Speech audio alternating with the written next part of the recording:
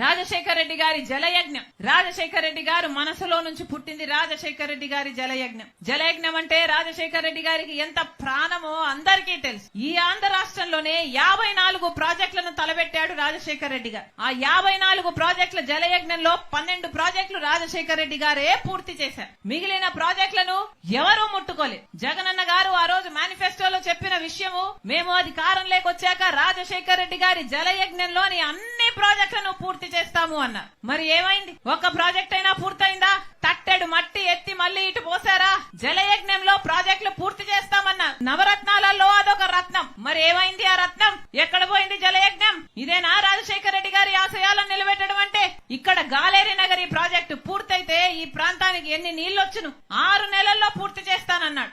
6 నెలలు పూర్తయిపోయి ఎన్ని సంవత్సరాలు అయిపోయింది? దానికి దిక్కు లేకుండా పోయింది. ఇదేనా రాజశేఖర రెడ్డి గారి ఆశయాలను నిలబెట్టడం అంటే? రాజశేఖర రెడ్డి గారు ఒక మాట చెప్తే మాట తప్పడు, మడమ తిప్పాడు. అది రాజశేఖర రెడ్డి గారు. కానీ రాజశేఖర రెడ్డి గారి ఆశయాలను నిలబెడుతున్నామని చెప్తున్న వీళ్ళు ఒక్క మాట అంటే ఒక్క మాట అయినా నిలబెట్టుకున్నారా? మేనిఫెస్టోలో ఇన్ని మాటలు చెప్పారే, మేనిఫెస్టోలో ఏం చెప్పాడు జగనన్న గారు?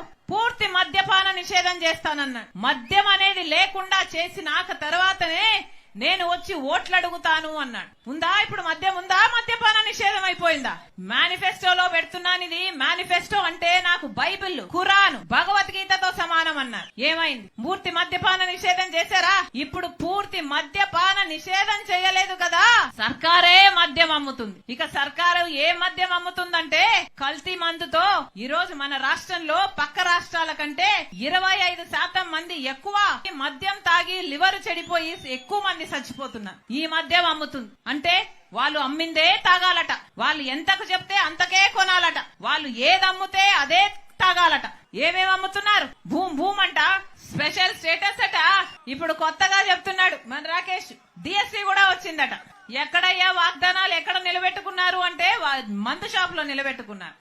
ఇదేనా రాజశేఖర రెడ్డి గారి ఆశయాలను నిలబెట్టడం అంటే? పూర్తి మద్యపాన నిషేధం అని చేస్తామన్న వారు ఈ రోజు మద్యం మాఫియా చేస్తున్నారు, లిక్కర్ మాఫియా చేస్తున్నారు. ప్రపంచంలో ఎక్కడా లేదు ఇట్లా క్యాష్ తీసుకొని మాత్రమే మద్యం అమ్మడం. అంటే క్యాష్ మాత్రమే తీసుకుంటున్నారంటే ఎంత మద్యం అమ్ముతున్నారో ఎవరికీ తెలియదు. స్టేట్ ట్యాక్స్ కట్టడం లేదు, సెంట్రల్ ట్యాక్స్ కట్టడం లేదు. మొత్తం ఈ డబ్బులన్నీ వైసీపీ నాయకులకే పోతున్నాయి. మొత్తం మద్యం మాఫియా నడుపుతున్నారు. ఇదేనా రాజశేఖర రెడ్డి గారి ఆశయాలను నిలబెట్టడం అంటే? ఒక్కసారైనా ఒక్క మాట అంటే ఒక్క మాట అయినా నిలబెట్టుకున్నారా?